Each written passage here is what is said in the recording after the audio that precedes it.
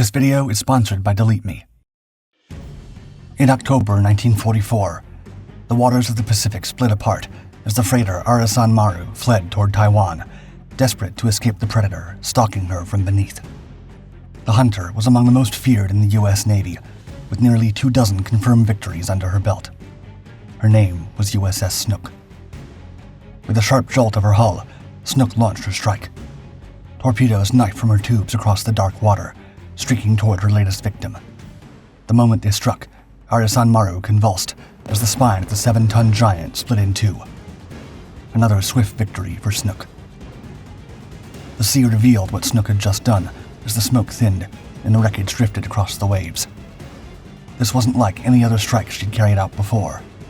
This time, she had crossed an unforgivable line.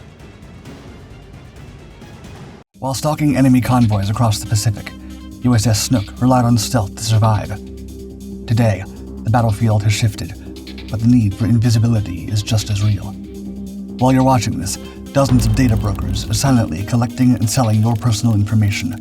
Your name, phone number, email, home address, and even info about your relatives. Here at Dark Seas, we had no idea how much of our own data was floating around until we signed up for Delete Me. We certainly value our privacy, but we constantly conduct research in the most unlikely corners of the web and tackle sensitive historical subjects, which makes us highly vulnerable. Within days of signing up, our Delete Me dashboard showed over 20 sites where our information had been listed without our consent. Delete Me's team of privacy experts quickly got to work to remove it, and they kept monitoring to make sure it didn't resurface. We're all vulnerable. When your information is out there, your family's data often is too. That's why Delete Me offers a family plan. They make it easy to protect the people you care about most. If you're ready to take control of your privacy, click the link in the description and use code DARKSEAS at checkout to get 20% off your plan. Stealth saved Snook. Now it can help protect you too. America's newest. Commander Charles Otto Treble stepped down the narrow hatch of USS Snook. Inside, his crew was already waiting for him. It was early 1943, and the newly commissioned submarine was about to embark on her first test run. For decades, American submarines had slowly turned into rusted-out, malfunctioning death traps.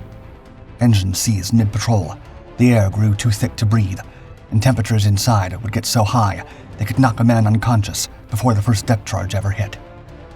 Commanders had to virtually bribe men to crew them. But this wasn't the case for the Snook, and as soon as she left port, every man on board could tell she was no ordinary boat. She was a Gato-class submarine, the Navy's newest breed of undersea warriors, developed as the ultimate line of defense against the rising threat from the Nazi and Japanese empires. As Commander Treble steered the vessel along the shores of New England, his men got to experience a type of navigation they didn't believe possible. The air conditioning alone felt like a miracle. Actual bunks for every crewman lined the narrow passageways. A refrigerated galley ensured rations didn't rot mid-patrol. There were even showers and clothes washers, ensuring that every sailor could keep himself and his uniform pristine, even in the middle of the ocean. For an American submarine in World War II, this wasn't just cutting-edge technology. It was pure luxury. Yet comfort alone was not why Snook and the rest of the Gato class soon became a cornerstone of the Navy's undersea campaign. She was strong. Her beating heart was a powerhouse combination of piston diesel engines and electric motors, giving her a top speed of 21 knots on the surface and 9 knots submerged. She could dive to 300 feet, stay below water for up to 2 days, and strike from the deep when the enemy least expected it. Her range, 11,000 nautical miles, meant there was no corner of the Pacific she couldn't reach. For firepower, Snook was equipped with 10 torpedo tubes that sat in her bow and stern. When she surfaced, she transformed into a floating fortress, equipped with a 50 caliber deck gun, a Bofors 40mm, and a 20mm Ehrlichen cannon. By every standard, Snook was one of the finest submarines America had ever sent to sea.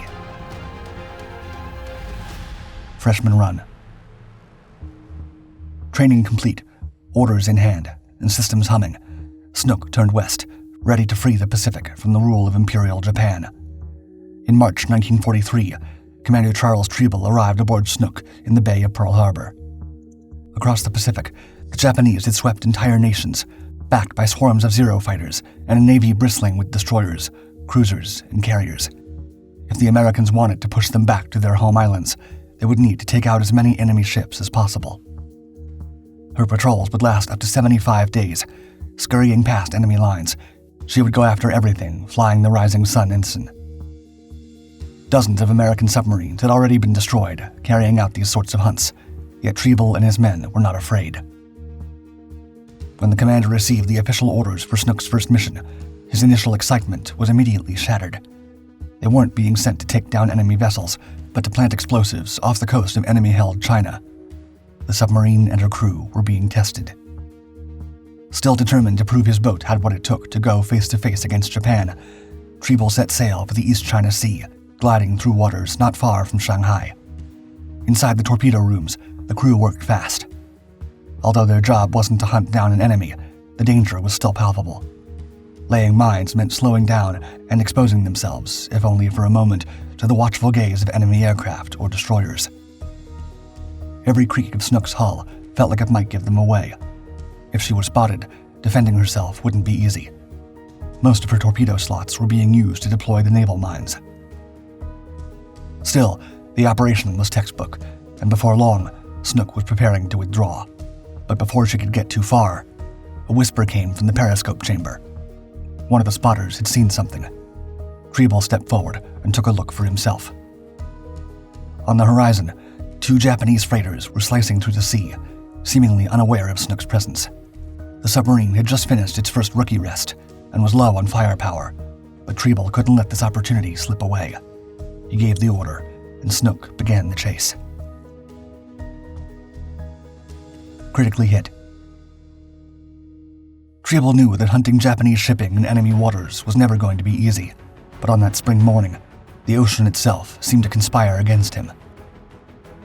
A thick veil of fog clung to the sea, hiding every silhouette on the horizon. The men peered through the periscope with squinted eyes and held their breaths, trying to distinguish enemy from shadow. Whenever the haze lifted, it brought no relief.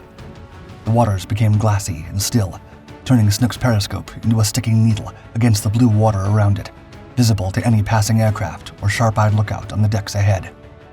Commander Treble understood that stealth was now the only weapon they had in their favor. They had no other option but to stalk their prey for hours, engines humming low, closing in 1 inch at a time. As the sun began to set and the last light vanished, Snook managed to get close enough to distinguish her prey as the freighter Maru. The crew on board carried on with their business as usual, completely unaware they were being followed. It was now or never. Treble lined up Snook's guns and instructed his men to open fire. A ripple of torpedoes sliced through the water. They struck hard against the Maru, making her entire hull quake. From the control room of Snook, the men watched as the freighter's bow began to dip. There was no need for further hits. But the hunt wasn't over. Ahead, Maru, the second freighter, was still moving, completely oblivious to the fact that her sister vessel was sinking behind her. Treble had to act fast. He pushed forward, engine room called to full speed. The submarine got close enough to fire, but before Treble could give the order, a whistle cut through the air, a high, sharp screech coming from one of the Maru's surviving crewmen. The alarm had been sounded. On cue, Maru swerved hard to port, zigzagging across the water. Snook released a round of torpedoes, but every single one missed. Suddenly, the sea lit up as the Japanese vessel engaged in full defensive mode, its deck guns barking furiously back at the submarine. One shell screamed past Snook, so close it rattled the conning tower. Treble ordered a dive, exiting from fire range. A more cautious commander would have sounded the retreat, but Treble was not done fighting. Gritting his teeth, he swung Snook around, calling out orders to bring her about, forward tubes ready. Just as the submarine's torpedoes went off, the Japanese freighter's guns spat fire once more. Salvos flew from both directions. One Japanese shell darted toward the submarine. It was a sure hit. But just in the nick of time, Snook pivoted, the round splashing behind her stern. Meanwhile, Snook's torpedoes found their mark, crashing into the belly of the freighter. From the control room, the submarine's crew watched as Maru's hull split wide open. The Japanese gunners continued firing, but Snook was out of reach by then. Out for blood. Only 6 torpedoes remained, yet high on the rush from their first victory, Snook's crew was ready to go again. The submarine didn't have to wait long before she found another target. Just 2 days later, her spotters caught a glimpse of another Japanese convoy navigating through the Yellow Sea. Commander Treble and his men knew the name of the game now. Approach slowly and fire fast. Pushing across the currents, Snook crept into position. One target stood out among the rest, a 4,000-ton merchant giant known in the Japanese Navy as Arisan Maru. However, her size didn't intimidate Treble and his submarine, who, just as soon as she was close enough, released a round of decisive strikes. Arisan Maru shuddered as explosions ripped into her hull.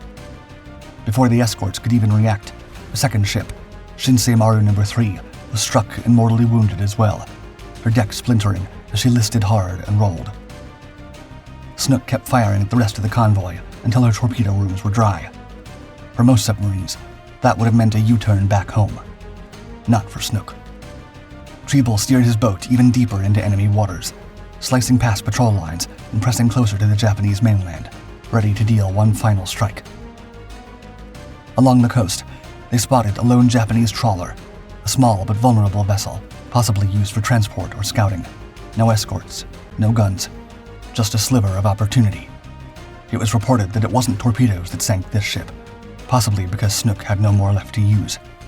Instead, the submarine rose from the water, and gun crews climbed into position, pointing their cannons at their target and opening fire.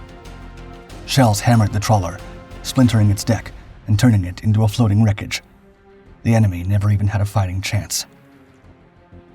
Knowing the Japanese patrols would soon arrive on the scene, Snook dove deep before the smoke cleared, finally setting course back to base.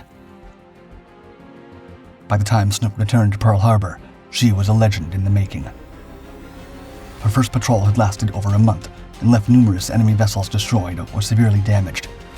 Commander Charles Otto Treble's leadership had not gone unnoticed. He was awarded the Navy Cross, commended by President Franklin D. Roosevelt, who praised his valor and decisiveness, noting that, quote, despite enemy gunfire and particularly hazardous navigational conditions, he brought his ship home without damage. Less than 3 weeks later, Snook was already back at sea. Unstoppable. As months rolled on, Snook kept on racking victories. She was deployed to serve in the waters near the Ryukyu Islands, the Mariana Archipelago, and deep into the contested seas around Kyushu. She hunted day and night. With every patrol, she returned with fresh victims, freighters, troop transports, armed trawlers. No ship was out of reach for her. But Snook wasn't just a hunter. She was also deployed to shadow aircraft carriers and support airstrikes.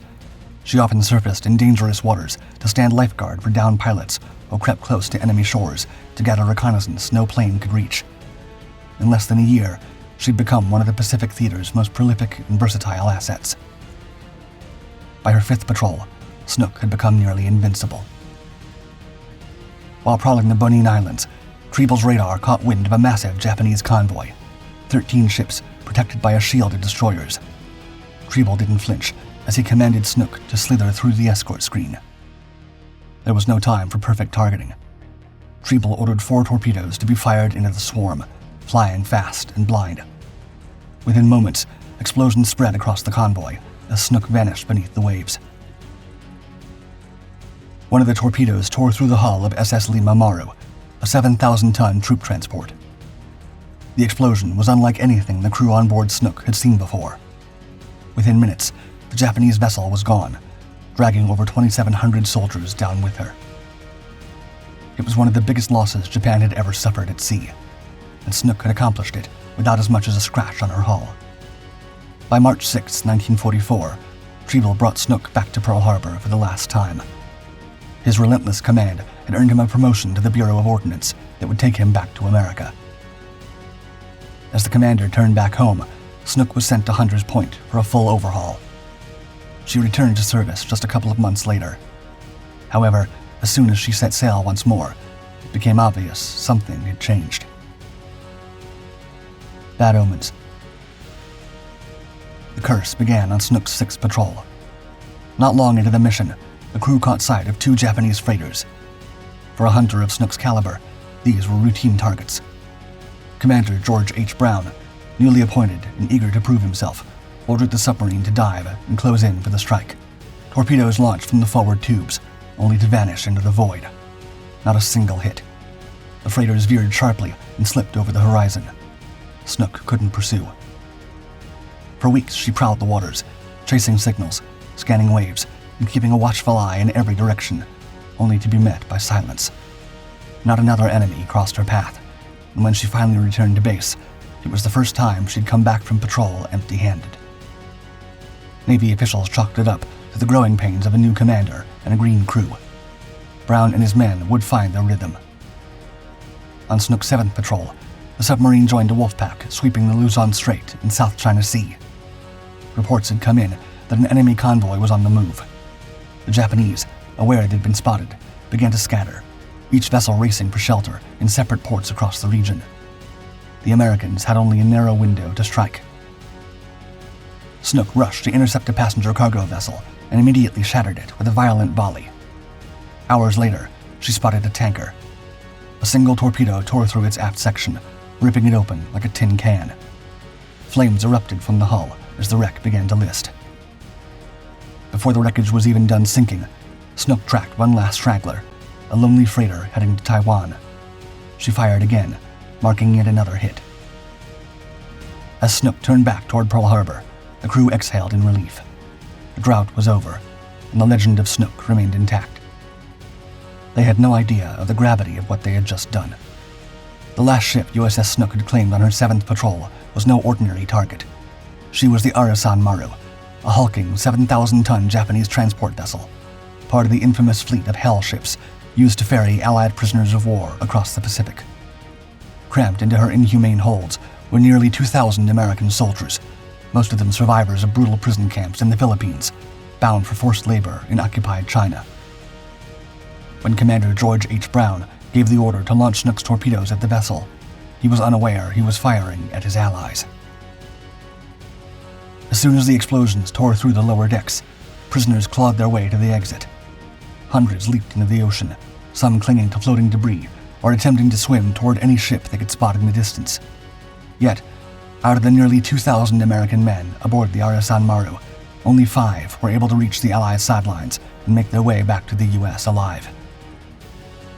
Unwittingly, Snook had delivered one of the worst blows of the Pacific War, still considered to this day one of the biggest losses of human life by a ship sunk by a submarine. Gone. Shortly after the Arisan Maru incident, Snook was assigned to a new commander, Lieutenant Commander J.F. Walling. On March 25, 1945, Snook departed Guam for her 9th War Patrol, this time as part of a coordinated attack force along the southern coast of China. Her orders were twofold: sink enemy shipping and serve as a lifeguard for Allied airstrikes near Sakishima Gunto. A week into her mission, on April 1st, she joined the submarine Tigrone's Wolfpack. Radio contact remained steady. But on April 8th, something began to feel off. Tigrone's crew attempted to reach Snook, yet they were met only by static. Days went by without an answer from Snook. She was ordered to reposition eastward to support British carrier raids. Again, no response. Days turned to weeks. On April 20th, British forces radioed that one of their planes had gone down in Snook's area, but it was useless. Desperate for answers, commanders dispatched Bang, another submarine in the region, to conduct the rescue. She found the aviators, but there was no sign of Snook to be seen. The crew had no leads to go after. The pilots they had rescued hadn't seen Snook. There were no signs of wreckage in the area, nor reports of any incoming distress calls or enemy attacks. Whatever happened to the USS Snook? On the morning of May 14, 1945, a knock echoed through the Walling household. Annabella Walling opened the door to a uniformed courier holding a pale yellow envelope.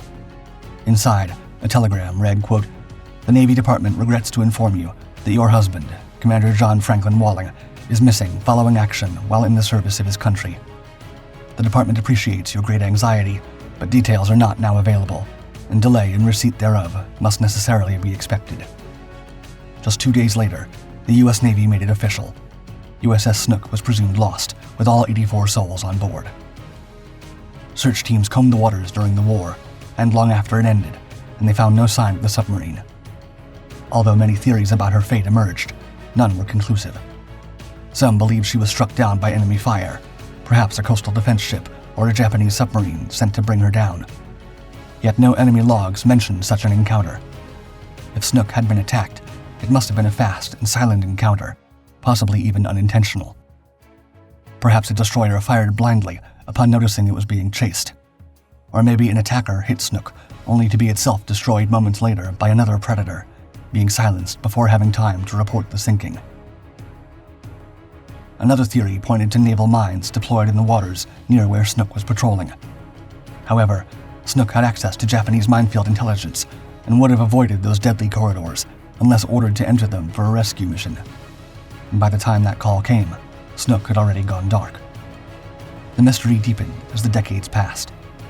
In 1995, during a deep-sea expedition off the coast of Okinawa, Japan, a group of divers working with an American-made Scorpio remotely operated vehicle picked up something unusual. At a depth of nearly 1,150 feet, their sonar picked up a metallic object, approximately 115 feet long and unmoving. But before they could investigate further, the team had to retreat to avoid a collision with surrounding underwater obstructions. Believing they would return for a closer inspection later, they marked the coordinates and left. It has been reported that some of the people who participated in the mission believed the reading looked like a submarine and that it could actually be USS Snook.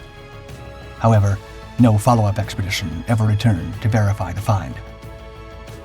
To this day, the submarine's fate remains a mystery.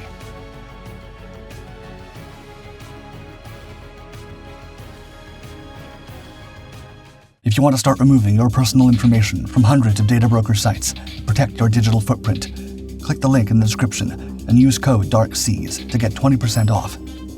The internet never forgets, but with Delete Me, it will make an exception.